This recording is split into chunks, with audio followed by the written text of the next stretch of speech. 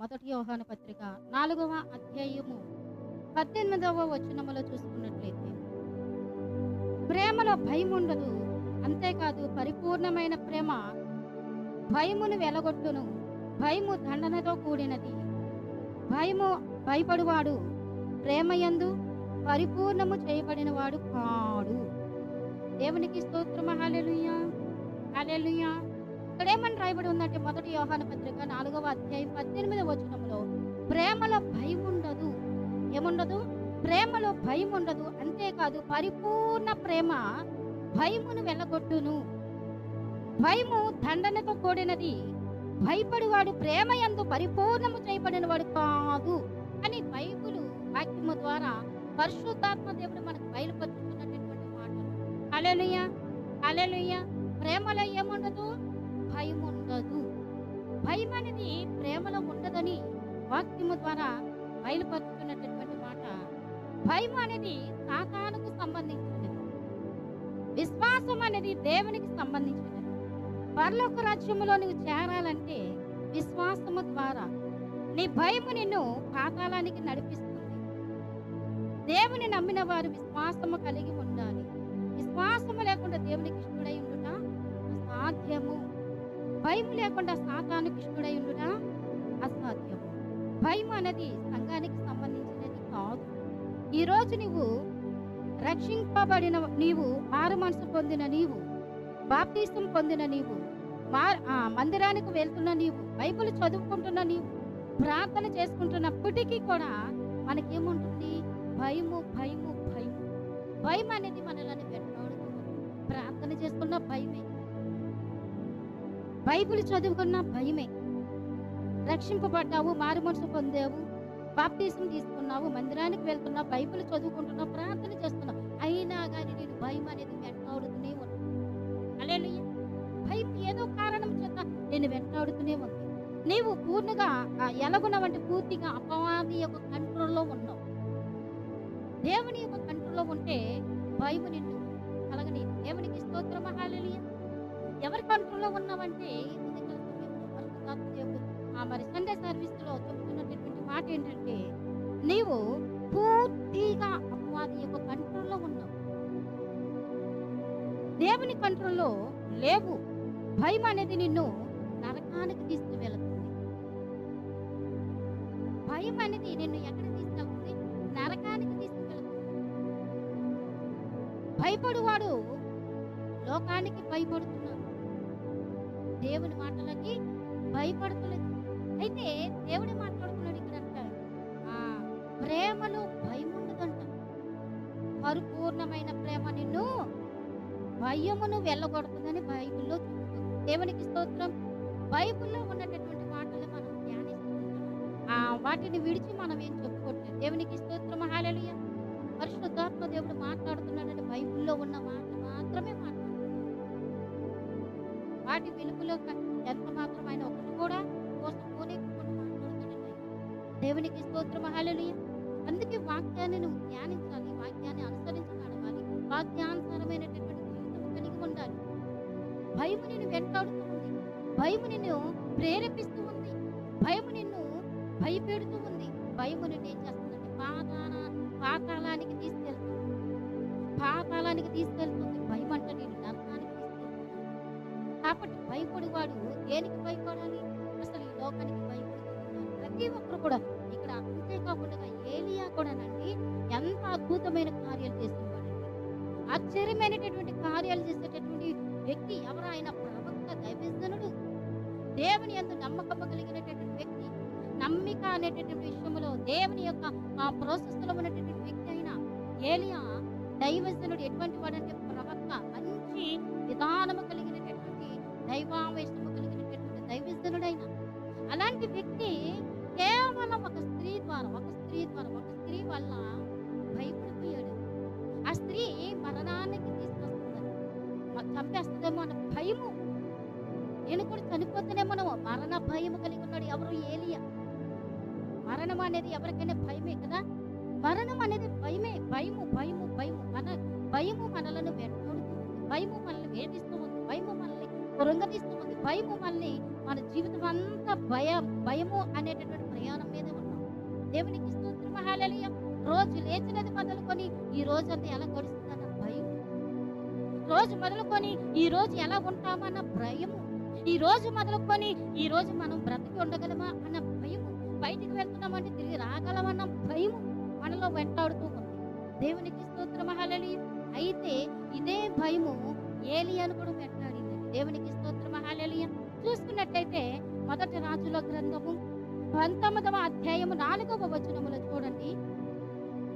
తాను ఒక దిన ప్రయాణము అరణ్యములోనికి పోయి ఒక బదరీ వృక్షము క్రింద కూర్చుండి మరణాపేక్ష గలవాడై. దేవునికి స్తోత్రం, హల్లెలూయా. ఎక్కడ కూర్చున్నాడంట? బదరీ వృక్షము కింద కూర్చున్నాడంట. ఎందుకని? మరణము అతనిని వెంటాడుతుంది. భయం వేసిపోతుంది. ఆ స్త్రీ ఏం చేసేస్తుందో, ఆ స్త్రీ ఏం చంపేస్తుందేమో అన్న భయం ఆయన కలిగి ఒక రోజంతా ప్రయాణం చేసి ఒక చెట్టు కింద, అదే చెట్టు బదరీ వృక్షం, ఆ బదరీ వృక్షము చెట్టు కింద కూర్చున్నాడంట. ఎవరు? ఏలీ అయినటువంటి ఆ ప్రవక్త, దైవజనుడు. ఆ చెట్టు కింద కూర్చొని భయపడిపోతూ ఉన్నాడు. ఇంకా నా పని అయిపోయింది. కింద చదువుకున్నట్లయితే చూడండి మరొక విషయము అక్కడ ఎలా ఉన్నాడో చూడండి.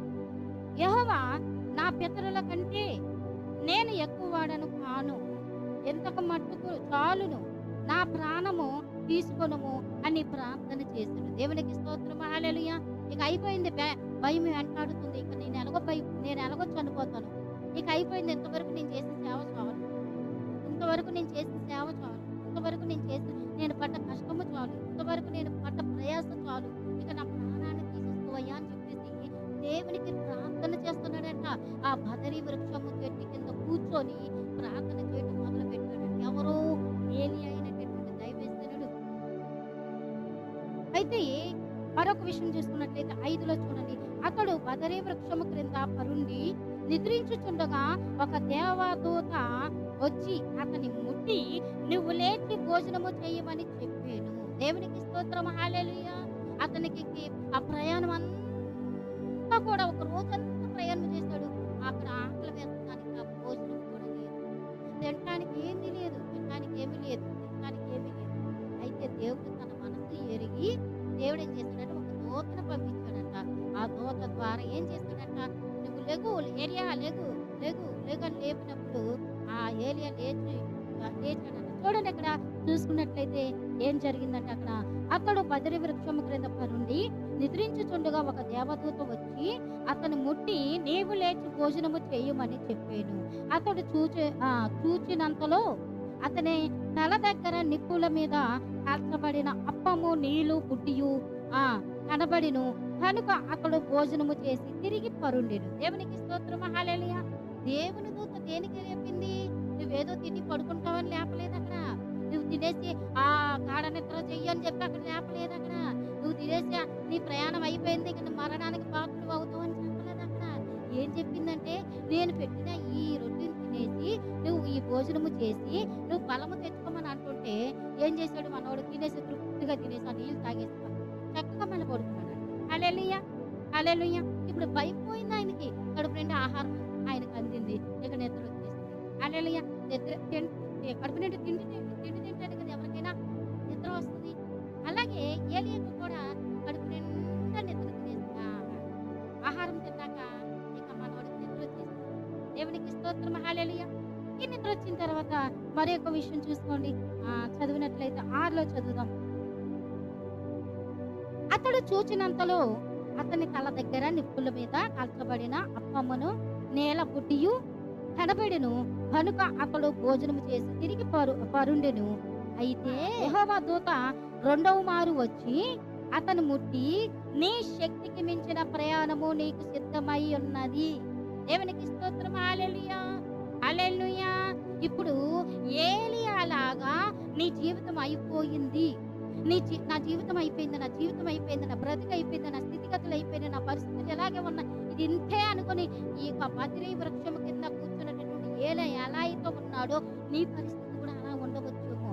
అయితే ఈ రోజు దేవుడు మాట్లాడుతున్నాడు, ఇదిగో ఏలియాలాగా నువ్వు ఆలోచించొద్దు. ఏలియా అయినటువంటి దైవజనుడికి దూత వచ్చి ఎలా అయితే భోజనం పెట్టిందో ఈ రోజు నీకు భోజనం పెట్టబోతున్నాడు దేవుడు. దేవునికి స్తోత్రం, హల్లెలూయా. ఇదిగో అయిపోయింది నీ ప్రయాణము, అయిపోయింది నా ప్రాణము, అయిపోయింది నా పరిస్థితి, అయిపోయింది నా స్థితిగతి, అయిపోయింది నా అప్పులు, అయిపోయినాయి, ఇక నా జీవితం అయిపోయింది, అయిపోయింది అయిపోయింది అయిపోయింది అని భయముతోనే ఉండవచ్చు. అయితే దేవుడు అంటున్నాడు ఈరోజు, ఏ భయమైతే నిన్ను వెంటాడిందో, ఏ భయమైతే నిన్ను మరణానికి తీసుకెళ్లాలనుకుందో, ఏ భయమైతే నేను ఇదిగో దిగటార్చేలా చేసిందో, ఏ భయమైతే నేను మరణానికి అప్పగించాలని ఆశపడుతూ ఉన్నదో, అదే భయము గురించి దేవుడు ఈ రోజు మాట్లాడుతున్నాడు. దేవునికి స్తోత్రం, హల్లెలూయా. ఏమంటున్నాడంటే, ఇక అయిపోలేదు అయిపోలేదు అయిపోలేదు, ఆగిపోవద్దు. ఇక నుంచి నువ్వు ఇప్పటి నుంచి మొదలుపెట్టు. నీకు శక్తికి మించిన ప్రయాణం నీకు ఉంది. ఇదిగో నేను పెట్టిన ఈ భోజనము తిను, ఈ భోజనము తిని నువ్వు తృప్తి పొంది బలము తెచ్చుకో ఏలియా. దేవునికి స్తోత్రం, హల్లెలూయా. ఈ వాక్యాన్ని వింటున్న నీవు కూడా బలాన్ని కలిగుండు, శక్తిని కలిగుండు. ఇదిగో దేవుడు అంటున్నాడు, నీతో నాకు పని ఉంది, నీతో నాకు పని ఉంది, నీతో నాకు పని ఉంది. నీకు అయిపోయిందని అనుకున్నావు, నీకు భయము నిన్ను వెంటాడింది, నీకు మరణము వెంటాడింది, నీ జీవితం అంతే అనుకుంటున్నావు. కానీ దేవుడు అంటున్నాడు, ఇది కాదు, ఇది కాదు. హల్లెలూయా, హల్లెలూయా. ఏమన్నాడు? శక్తికి మించిన ప్రయాణం ఉన్నది. అసలే మనోడు భయంతో వణికిపోతున్నాడు. దూత వచ్చిందంటే మాటల, దేవుడు వచ్చాడంటే మాటల, దేవుడు భోజనం పోయి సిద్ధపరిచాడంటే మాటల. ఆ భోజనం తిన్నాక శక్తి ఉంటుందా లేదా? ఆ శక్తి ఉంటుందా లేదా? ఆ బలము ఉంటుందా లేదా? ఆ బలమైనటువంటి శక్తి, ఆ బలమైనటువంటి ఆహారము దేవుడు ఈ రోజు నీకు అందించబోతున్నాడు. ఆ శక్తి కలిగినటువంటి ఆహారము తిని నువ్వు తిని తృప్తి పొంది బలాన్ని తెచ్చుకో. హల్లెలూయా. సంగమ, ఈ రోజు నీతో మాట్లాడుతున్నాడు దేవుడు. ఇదిగో అయిపోయిందని నీ ప్రయాణం నువ్వు అనుకుంటున్నావేమో, అయిపోయిందని నా జీవితం అనుకుంటున్నావేమో, నా భర్త మారడు అనుకుంటున్నావేమో, నా భార్య మారదు అనుకుంటున్నావేమో, నా బిడ్డల పరిస్థితి ఇంతే అనుకుంటున్నావేమో, నా జీవితం అంతే అయిపోయింది అనుకుంటున్నావేమో. నీ పరిస్థితిని బట్టి నువ్వు దిగజారిపోవద్దు, నీ పరిస్థితిని బట్టి భయాందోళన కలిగి ఉండదు, నీ పరిస్థితిని బట్టి నువ్వు భయపడిపోవద్దు, నీ పరిస్థితిని బట్టి గురి యొద్దకు నువ్వు పరిగెట్టాలి తప్ప, దేవుడు చెప్పింది చేయాలి తప్ప. ఇదిగో దేవుడు నీతోనే మాట్లాడుతున్నాడు. నువ్వు బద్రీ వృక్షం క్రింద కూర్చున్నావు. ఈ పరిస్థితులన్నీ నేను బద్రీ వృక్షం కింద కూర్చున్నటువంటి పరిస్థితులు అయి ఉన్నాయి. అయితే ఆ యేసయ్య పెట్టినటువంటి భోజనం తినడానికి నువ్వు ఎప్పుడైతే వచ్చావు, ఎప్పుడైతే ఆయన చెప్పినది నీ వాక్యము ద్వారా నువ్వు తీసుకున్నావు, ఆ భోజనము తిన్న తర్వాత, తృప్తి పొందిన తర్వాత దేవుడు నీకు శక్తిని ఇవ్వబోతున్నాడు, బలాన్ని ఇవ్వబోతున్నాడు. హల్లెలూయా, హల్లెలూయా. శక్తికి మించిన ప్రయాణము నీకు ఉన్నది ఏలియా, నువ్వు బయలుదేరు. చాలా మంది ఏదైనా కష్టం వచ్చింది అనుకోండి, ఏడ్చారు అనుకో, ఎందుకు ఏడుస్తున్నావు, ఎందుకు బాధపడుతున్నావు, ఎందుకు నీకు ఇన్ని కష్టాలు అంటారు. కానీ దేవుడు ఎలా మాట్లాడుతున్నాడు చూడండి. కిందకి వెళితే దేవుడు ఎలా మాట్లాడుతున్నాడు చూడండి. నీవు లేచి భోజనము చేయమని చెప్పినప్పుడు అతడు లేచి భోజనము చేస్తే ఆ భోజనపు బలము చేత 40 రాత్రులు 40 పగళ్ళు ప్రయాణము చేసి దేవుని పర్వతం అని పేరు పెట్టబడిన హోరేబునకు వచ్చి అచ్చట ఉన్న ఒక గుహలోని చేరి బస చేసెను. యెహోవా వాక్కు అతనికి ప్రత్యక్షమై, ఏలియా, ఇచ్చట నీవేమి చేయుచున్నావని అతడును అడుగగా, దేవునికి స్తోత్రం, హల్లెలూయా, హల్లెలూయా. ఇప్పుడు ఏలియా చనిపోవాలి, అయిపోయింది. ఎందుకంటే రోజంతా ప్రయాణం చేస్తాడు, అతనికి ఏమీ లేదు, తినడానికి కానీ ఏమీ లేదు. మరో పక్కన మరణము మరణము మరణము. ఏంటి? ఆ యొక్క స్త్రీ వెంటాడుతూ ఉంది, చంపుదామని చూస్తుంది. ఆ భయం అనేది ఆ ఏలియాకు కలిగింది. ఎప్పుడైతే దూత వచ్చి ఆ భోజనం పెట్టిందో, భోజనం పెట్టడం అంటే ఏంటంటే ఆత్మీయమైనటువంటి ఆహారము పెట్టి ఓదార్చి చూడండి. ఆ ప్రయాణము శక్తికి మించిన ప్రయాణము నీకుందని వెళ్ళు అన్నప్పుడు మరి ఆ ప్రయాణం చేసి వెళ్ళాడు 40 రాత్రులు 40 పగళ్ళు. చూడండి, ఆ ఒక్క భోజనం ఆ రోజు పెట్టిన భోజనం 40 పగళ్ళు 40 రాత్రులు కాపాడింది. దేవునికి స్తోత్రం, హల్లెలూయా. దేవుడు పెట్టిన ఒక్కరోజు భోజనమే 40 రాత్రులు 40 పగళ్ళు కాపాడింది. దేవుడు నీకు ఇచ్చిన శక్తి ఇలాగే ఉంటుంది. దేవునికి స్తోత్రం, హల్లెలూయా, హల్లెలూయా. ఇప్పుడు అంటున్నాడు దేవుడు, గుహలోనికి ఎక్కడికి వెళ్ళాడంట ఏలియా? గుహలోనికి వెళ్ళిపోయాడంట, బస చేయవచ్చునని. అక్కడ చూసుకున్నట్లయితే దేవుడు ప్రత్యక్షమైపోయాడంట ఏలియా ఇక్కడ నువ్వేమి చేయుచున్నావని అతనని అడుగగా అతడు ఇశ్రాయేలు వారు నీ నిబంధనను త్రోసివేసి నీ బలిపీఠమును పడగొట్టి నీ ప్రవక్తలను ఖడ్గము చేత హతము చేసిరి. సైన్యములకు అధిపతియగు దేవుడగు యెహోవా కొరకు మహారోషము గలవాడనై నేను ఒక్కడును మాత్రమే మిగిలి ఉండగా వారు నా ప్రాణమును కూడా తీయడానికి చూచుతున్నారయ్యా అని చెబుతూ ఉన్నాడు. దేవునికి స్తోత్రం. హల్లెలూయా, హల్లెలూయా. ఇక నేను మిగిలింది నేను ఒక్కడే. వాళ్ళందరూ ప్రవక్తలందరినీ చంపేసింది ఆ యెజబెలు. కానీ ఇప్పుడు మిగిలింది నేను ఒక్కడే. నన్ను కూడా చంపేయడానికి సిద్ధపడిపోతే నేను బదరి వృక్షం క్రింద కూర్చున్నానయ్యా, నువ్వు వచ్చావు, ఆ యొక్క భోజనం సిద్ధపరిచావు, నేను ఫలం తెచ్చుకొని 40 రాత్రులు 40 పగళ్ళు నేను ఇక్కడ ప్రయాణం చేశాను. ఇప్పుడు దేవుడు అడిగినప్పుడు ఆ సమాధానం చెప్పాడు. ఏం జరిగింది ఏలియా? అంత టెన్షన్ నీకెందుకు? ఏం జరుగుతుందని అడుగుతున్నాడు. అది ఆ భోజనం పెట్టి ప్రయాణం వెళ్ళిన తర్వాత అడిగాడు దేవుడు ప్రత్యక్షం. ఏం జరిగిందంటావు అక్కడ? చూస్తారా, నేనొక్కడే రోషము గలవాడినై ఉన్నాను. ఈ రోజు కూడా దేవుని మీద రోషము కలిగి, ఈ దేవుని మీద రోషము కలిగి ఉండాలి. దేవుని కొరకు రోషము కలిగి ఉండాలి. దేవుని కొరకు పౌరుషము కలిగి ఉండాలి. నా దేవుని కొరకు ఏదైనా నేను చేయగలను అన్న రోషము నీలో ఉండాలి. హల్లెలూయా, హల్లెలూయా, హల్లెలూయా. ప్రవక్తలందరినీ చంపేయడానికి చంపేస్తున్నారు. ప్రవక్తలందరినీ చంపేస్తే ఒక్కడు మాత్రమే ఏలియా తప్పించుకొని వస్తే ఎవరికైనా భయమే కదా. మరణ భయం అనేది ఏలియాకి మామూలుగా కలగలేదండి. ఎంత ప్రవక్త అయినా, ఎంత దైవజనుడైనా భయం అనేది ఉండదా మరణం అంటే? హల్లెలూయా. దేవుడు సెలవిస్తే పర్వాలేదు. అదేదో ఇతరుల వల్ల చనిపోవాలంటే మాట కాదు కదా.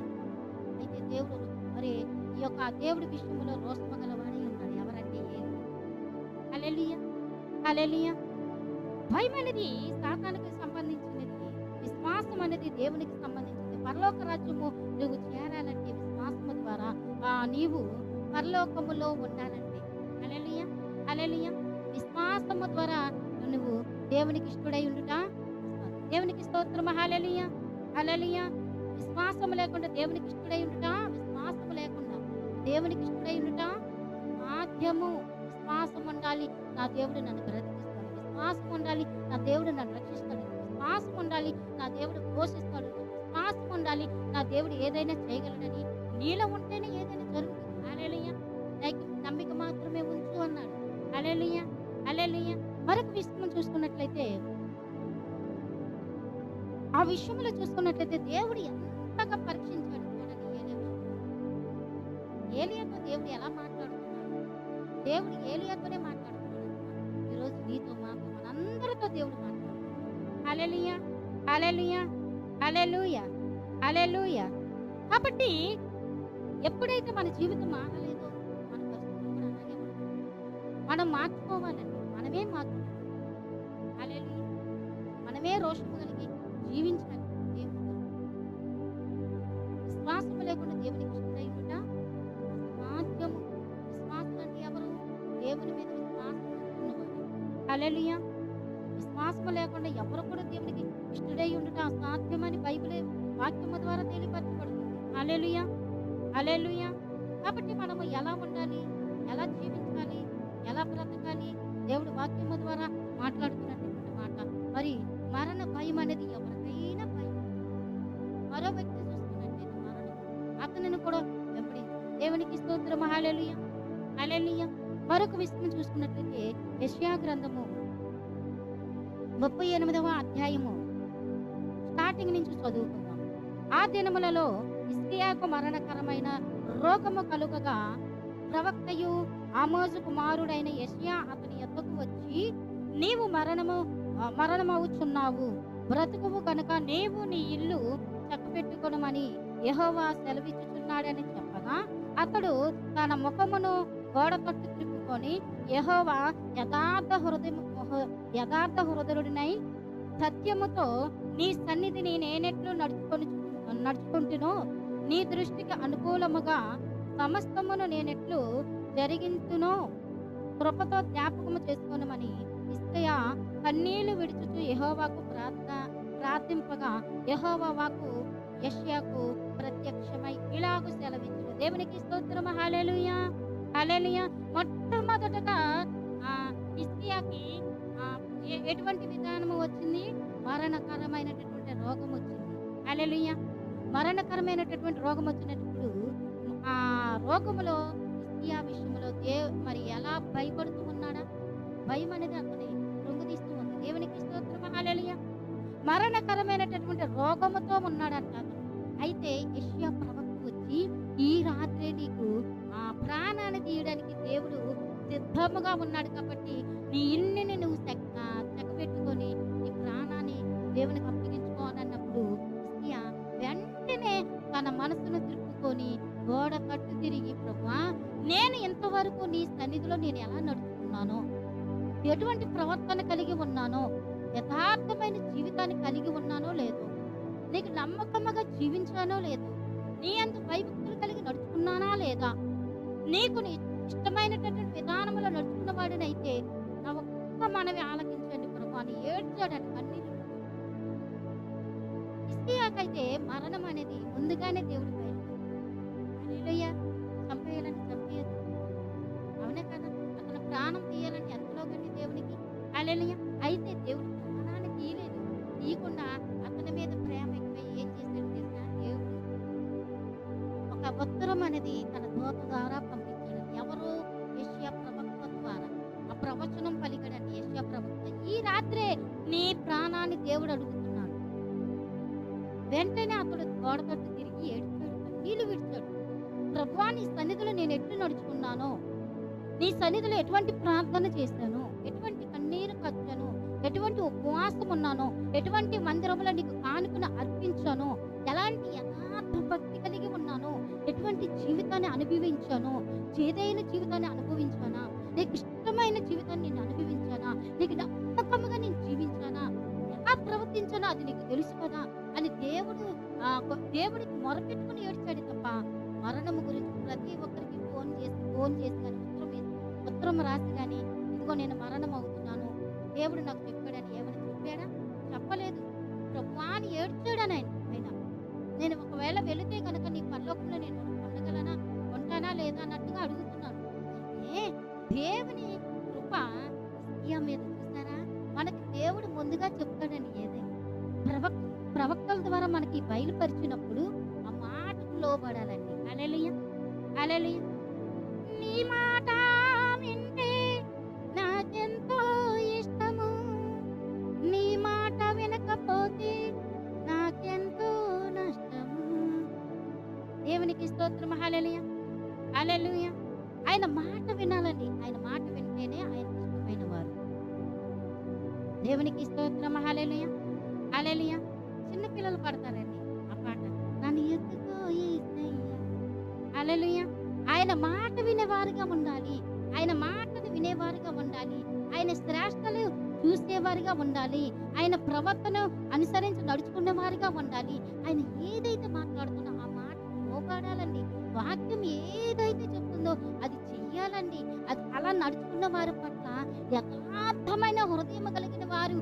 కాబట్టి ఆ హిజ్కియా నేను ఎలా నడుచుకున్నానో నీకు తెలుసు ప్రభు, నేను ఎలా నడుచుకున్నానో ఎలా జీవించానో నీకు తెలుసు, ఎటువంటి ఉపవాసం ఉన్నానో నీకు తెలుసు, ఎటువంటి భక్తి చేశానో నీకు తెలుసు, ఎటువంటి ప్రార్థన చేశానో నీకు తెలుసు, ఎటువంటి జీవితాన్ని కలిగి ఉన్నానో నీకు తెలుసు, సమస్తము నీకు తెలుసు కదా అని కన్నీళ్లు విడిచి ఏడుస్తున్నటువంటి ఏడుపు బట్టి దేవుని మనసు కరిగిపోయిందండి.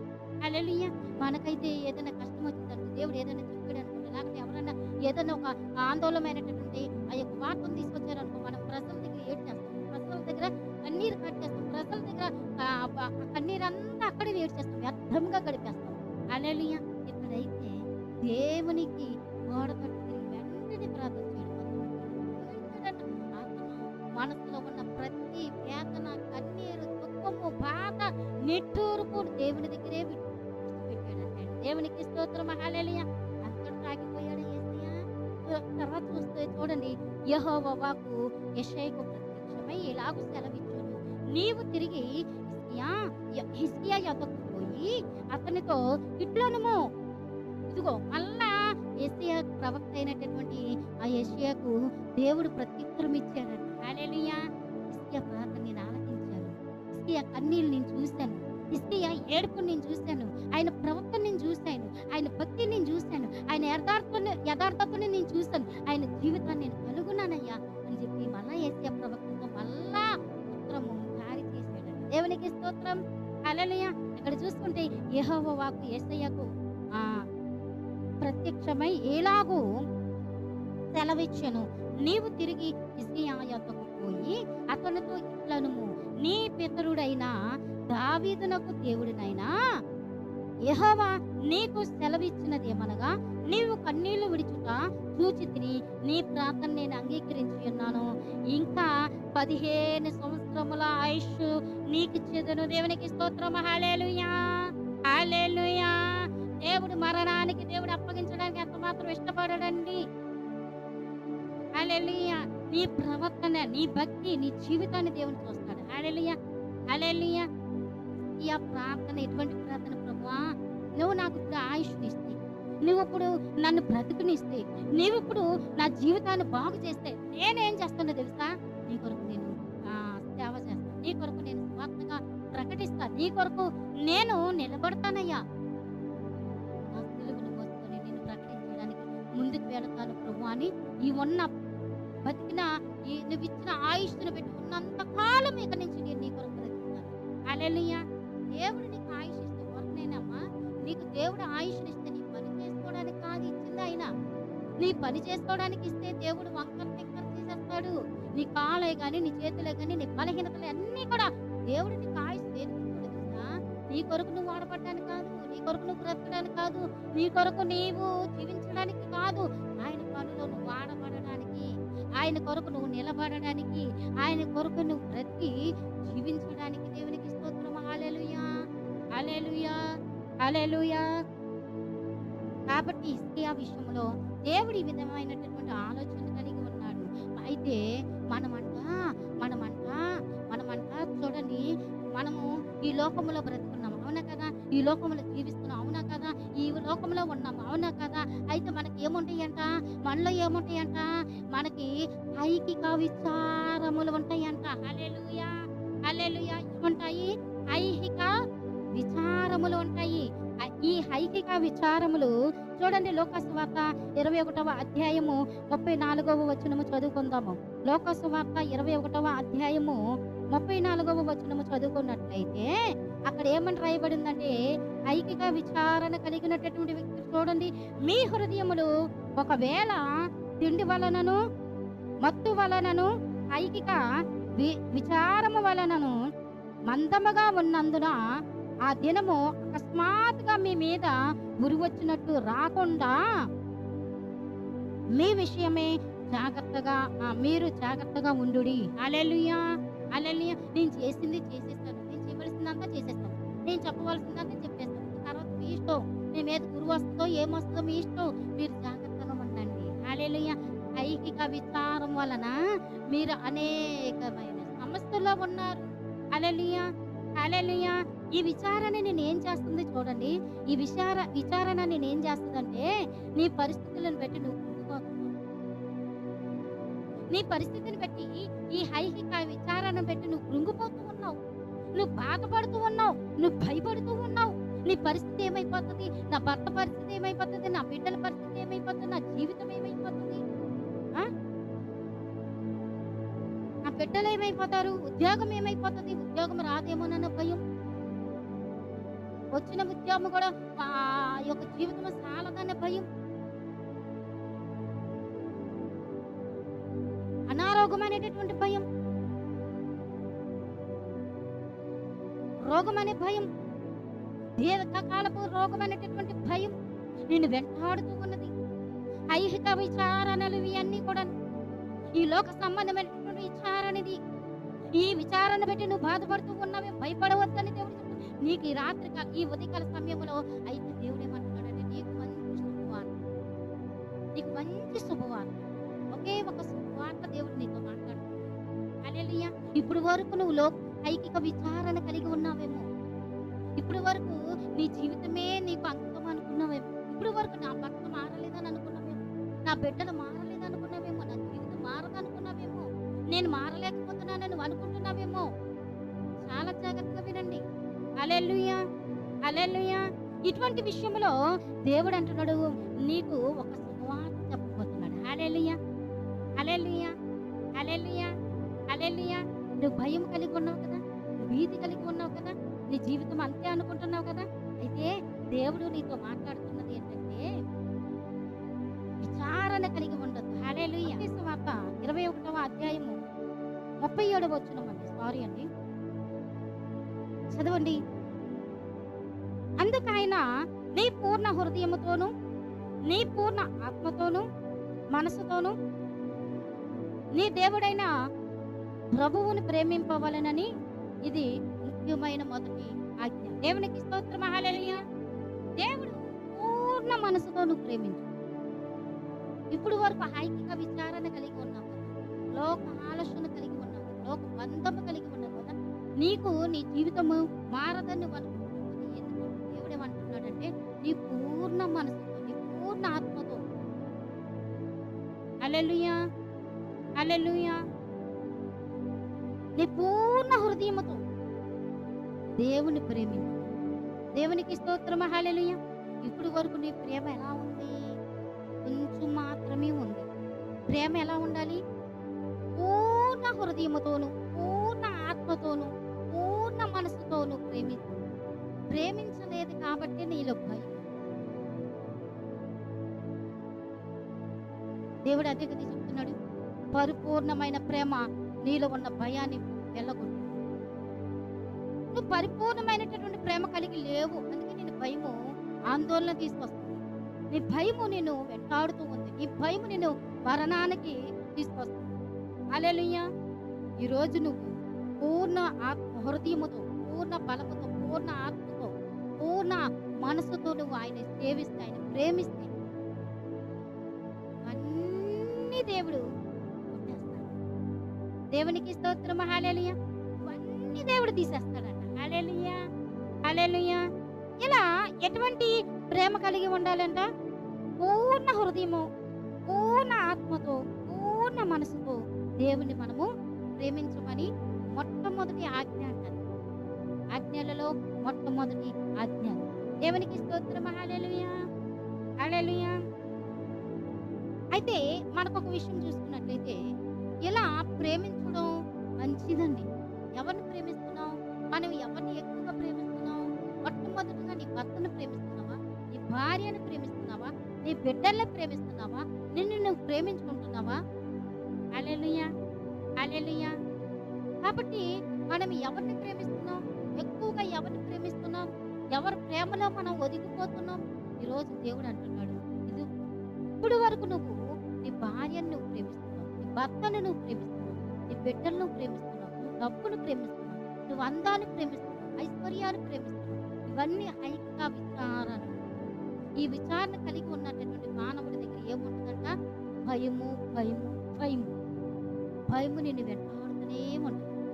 ఇవన్నీ ఉన్నంత కాలము భయము నిన్ను వెంటాడుతూనే ఉంటుంది. ఎప్పుడైతే పూర్ణ హృదయముతో, పూర్ణ ఆత్మతో, పూర్ణ మనసుతో దేవుడిని ప్రేమించడం మొదలు పెడతావో, దేవుడు నిన్నేం చేస్తాడంటే ఇవన్నీ తీసేస్తాడట.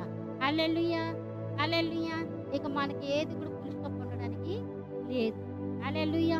చూడండి, మరొక వ్యక్తి బాగా పూర్తిగా ప్రేమించేశాడట. హల్లెలూయా, హల్లెలూయా. బైబిల్ గ్రంథంలో, బైబిల్ గ్రంథంలో చూడండి, యోహాను సువార్త, యోహాను సువార్త 21వ అధ్యాయము చదువుదాం. యోహాను సువార్త 21వ అధ్యాయము 15 నుంచి చదువుదాం. వారు భోజనము చేసిన తరువాత యేసు సీమోను పేతురు చూచి, యోహాను కుమారుడివైన సీమోను, వీరికంటే నీవు నన్ను ఎక్కువగా ప్రేమించుతున్నావా అని అడుగుగా, అతడు, అవును ప్రభువా, నేను నిన్నే ప్రేమించుతున్నానని నీవే ఎరుగుదువు అని అతనితో చెప్పాను. యేసు, నా గొర్రె పిల్లలను మేపమని అతనితో చెప్పాను. మరలా ఆయన యోహాను కుమారుడివైన సీమోను, నన్ను నువ్వు ప్రేమించుచున్నావా అని రెండవసారి అతనిని అడుగగా, అతడు, అవును ప్రభువా, నేను నిన్ను ప్రేమించుచున్నానని నీవే ఎరుగుదువని ఆయనతో చెప్పెను. ఆయన నా గొర్రెలను కాయమని చెప్పాను. మూడవసారి ఆయన, యోహాను కుమారుడివైన సీమోను, నన్ను ప్రేమించుచున్నావా అని అతనిని అడిగాను. నన్ను ప్రేమ నన్ను ప్రేమించుచున్నావా అని మూడవసారి తను అడిగినందుకు పేతురు వ్యసనపడి, ప్రభువా, నీవు సమస్తమును ఎరుగున్నవాడువు, నేను నిన్నే ప్రేమించుచున్నాను, నీవు ఎరుగుదువని ఆయనతో చెప్పింది. దేవునికి స్తోత్రం. హల్లెలూయా, హల్లెలూయా. దేవుడు తెలియదంటారా సీమోను ప్రేమిస్తున్నారో లేదో అనేది? దేవుడు తెలియదంటాడా? హల్లెలూయా. దేవుడికి అన్నీ తెలుసు, అయినా ఎందుకు అడుగుతున్నాడు? నీలో ఆయన మాటకు ఆయన వేసేటటువంటి ప్రశ్నకు జవాబు నీ నోటండి ఎలా రావాలి? ప్రభువా, నీకు అన్నీ తెలుసు కదా, ఎందుకు అడుగుతున్నావు అని అడిగాడంట. హల్లెలూయా, హల్లెలూయా. యోహాను కుమారుడివైన సీమోను, నువ్వు నన్ను ప్రేమించుచున్నావు. అవును ప్రభువా, నేను నిన్నే ప్రేమించుచున్నాను. వీరందరికంటే అంటే దేవుడు మరి ఆయన శిష్యులైనటువంటి 12 మందిని వేసుకుంటూ తిరుగుతూ ఉన్నాడు. ఆయన ప్రసంగాలు ప్రసంగిస్తూ ఉన్నాడు. ఆయనతో పాటు ఆయన సహవాసం చేస్తూనే ఉన్నటువంటి ప్రజలందరినీ వదిలేశాడు. ఈ 11 మందిని పక్కన పెట్టి 12 వ్యక్తి ఎవరంటే ఈ సీమోనుతో, పేతురుతో దేవుడు మాట్లాడుతున్నాడు. యోహాను కుమారుడివైన సీమోను, నువ్వు నన్ను ప్రేమించుచున్నావా? వీళ్ళందరిని అడగాలిగా. ఆ ఒక్కడిని ఎందుకు అడిగాడంటే దేవుని కృప ఆయన మీద. దేవునికి స్తోత్రం. హల్లెలూయా. నిజంగా దేవుడు నిన్ను ప్రశ్నించాలని, దేవుడు నిన్ను అడగాలని, దేవుడు నువ్వు ప్రేమిస్తున్నావు అనేది తెలుస్తుంది. తెలియకపోవడం అనేది లేదు. దేవుడు నువ్వు ఎంతగా ప్రేమించావు అనేది ఇక్కడ దేవుడు మాట్లాడుతున్నాడు. నేను నా భర్త కంటే ఎక్కువగా ప్రేమిస్తున్నాను వాళ్ళ చేతులు పెట్టుకుని, నా బిడ్డల కంటే ఎక్కువగా నేను నిన్నే ప్రేమిస్తున్నానయ్యా నా వాళ్ళ చేతులు, నా భార్య కంటే నేను ఎక్కువగా ప్రేమిస్తున్నాను వాళ్ళు చేతులు పైకెత్తండి. నా భార్య కంటే నేను ఎక్కువగా నిన్ను ప్రేమిస్తున్నాను, నా భర్త కంటే ఎక్కువగా నేను నిన్నే ప్రేమిస్తున్నాను అయ్యా. నా జీవితంలో నేను ఎవరిని ప్రేమించలేదు, నీకంటే ఎక్కువ మొదటి స్థానం నీకే ఇచ్చానయ్యా. యథార్థముగా ఒప్పుకున్నాను. హల్లెలూయా, హల్లెలూయా. ఒకవేళ ఇప్పుడు వరకు నువ్వు చేయి ఉండకపోవచ్చు, దేవుడు అంటున్నాడు ఇది మొదలుకొని ఇక్కడి నుంచి, ప్రభువా, నా పరిస్థితులన్నిట్లో నేను నిన్నే ప్రేమిస్తాను, నేను నీ వాక్యాన్ని అనుసరించి నడుచుకుంటాను, ఇది ప్రేమించు. హల్లెలూయా, హల్లెలూయా. నీ మాట నేను వింటానయ్యా, నీ మాటకు నేను లోబడతాను, నేను నీ ఎందుకు భయభక్తులు కలిగి నడుచుకుంటానయ్యా, నువ్వు ఏది చెప్తే నీ ఎంత చేస్తానయ్యా. నేను నా స్థానంలో ఎవరో తెలుసా, నీకు తప్ప మరి ఎవరు కాదయ్యా. నా భార్యకు కానీ నా బిడ్డలకు కానీ. హల్లెలూయా, హల్లెలూయా. నిజంగా చాలా మంది వాక్యాన్ని వింటున్నారు, ఎన్నో సంవత్సరాల నుంచి వింటున్నారు. మొదట ఆసక్తి, మొదట ప్రయాసం, మొదటి విశ్వాసం ఇప్పుడు ఏమైపోయింది? మొదటి విశ్వాసం ఏమైపోయింది? కడవరి ఉద్యోగం నీలో ఎందుకు ఉండట్లేదు? కడవరి జీవితం నీలో ఎందుకు ఉండట్లేదు? కడవరి భక్తి నీలో ఎందుకు ఉండట్లేదు అంటే నువ్వు దేవుని ఎక్కువగా ప్రేమించట్లేదు. నువ్వు దేవుని ఎక్కువగా ప్రేమించే విషయంలో నువ్వు లేవు. దేవుని స్థానాన్ని కోల్పోయావు. నీవు నీ భార్యని ఇష్టపడుతున్నావు, ప్రేమిస్తూ ఉన్నావు, నీ బిడ్డను ప్రేమిస్తూ ఉన్నావు, నీ భర్తను ప్రేమిస్తూ ఉన్నావు, నీ కుటుంబాన్ని ప్రేమిస్తున్నావు, నువ్వు జీవితాన్ని కలిగి ఉన్నావు, అన్నిటికి నువ్వు లోబడిపోతూ ఉన్నావు, బ్రతుకుతూ ఉన్నావు. అయితే దేవుడు అంటున్నాడు, ఈ రోజు నుంచి మొదలుకొని, ఇక నుంచి మొదలుకొని నువ్వు నన్ను ప్రేమించు, ఇక నుంచి మొదలుకొని నువ్వు నన్ను వెంబడించు, ఇక నుంచి మొదలుకొని నా మాటకు లోబడు, ఇక నుంచి మొదలుకొని నా వాక్యాన్ని అనుసరించు, ఇక నుంచి మొదలుకొని నేను చెప్పినది నువ్వు చెయ్యవు అని దేవుడు చెప్తున్నాడు. హల్లెలూయా. ఆయన ఏది చెప్తే అది చెయ్యాలండి, ఆయన ఏది మాట్లాడితే అది వినాలండి, ఆయన ఏది చేయమన్నా అది చేయటమే. అది ఆ యథార్థత కలిగినటువంటి వినయము కలిగిన మనసు గలవారు. హల్లెలూయా, హల్లెలూయా. అలాంటి మనసు నీలో ఉందా లేదా? అటువంటి మనసు నీలో ఉందా లేదు? నీకు పరీక్షించు, నీకు నువ్వు ఆలోచించు. ప్రభువా, నేను నిన్ను ప్రేమిస్తున్నాను. అవును ప్రభువా, నేను మొట్టమొదటిగా నిన్ను ప్రేమిస్తూ, మొట్టమొదటిగా లేచి లేవగానే ఎవరు మొక్కలు చూడకుండా నేను నిన్ను ప్రార్థన చేస్తాను. చేస్తున్నావా? హల్లెలూయా. మొట్టమొదటి స్థానం దేనికి ఇవ్వడం? దేవునికి ఇవ్వడం. చూడండి, మొట్టమొదటి స్థానము ప్రతి విషయంలో దేవునికి ఇవ్వడం మొదలు పెట్టండి.